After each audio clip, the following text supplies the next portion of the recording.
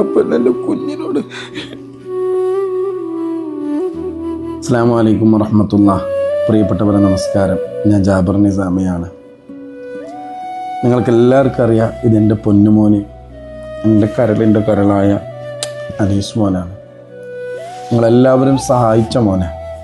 നിങ്ങളെല്ലാവരും പ്രാർത്ഥിച്ചു കൊണ്ടിരിക്കുന്നൊരു മോനാണ്. നിങ്ങളെല്ലാവരും ഏറ്റെടുത്ത മോനാണ്.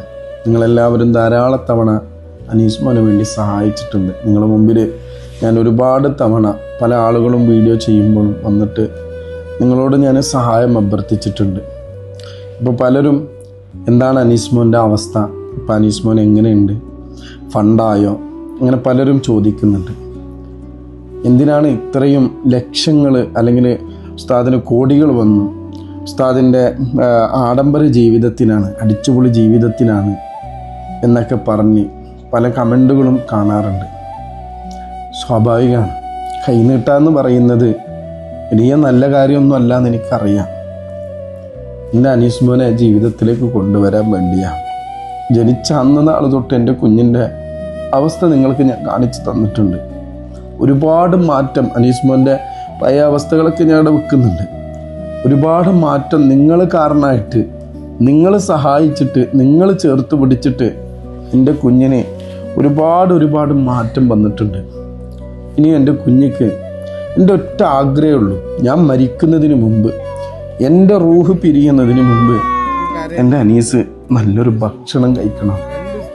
അതിനു വേണ്ടിയുള്ള ഒരു യാചനയാണ് ഞാൻ നിങ്ങളുടെ മുമ്പിൽ.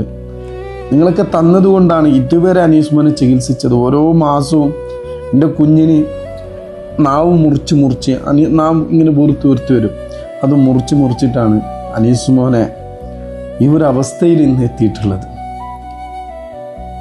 എന്നെ സംബന്ധിച്ച് എനിക്കൊന്നുമില്ല. കാരണം എനിക്ക് എൻ്റെ കുഞ്ഞിനെ വിട്ടിട്ട് ഒരു നിമിഷം മാറി നിൽക്കാൻ പറ്റാത്ത അവസ്ഥയാണ്. കഴിഞ്ഞ 8 വർഷമായിട്ടും എൻ്റെ കുഞ്ഞിൻ്റെ കൂടെ തന്നെയാണ്. എനിക്കൊരു ജോലിക്കോ കാര്യത്തിനൊന്നും പോകാൻ പറ്റും. പലരും അധ്വാനിച്ച് ജീവിച്ചുവിടടാ, അധ്വാനിച്ച് മോനെ ചികിത്സിച്ചിട്ടാ ചോദിച്ചു. ഒരിക്കലും സാധിക്കില്ല.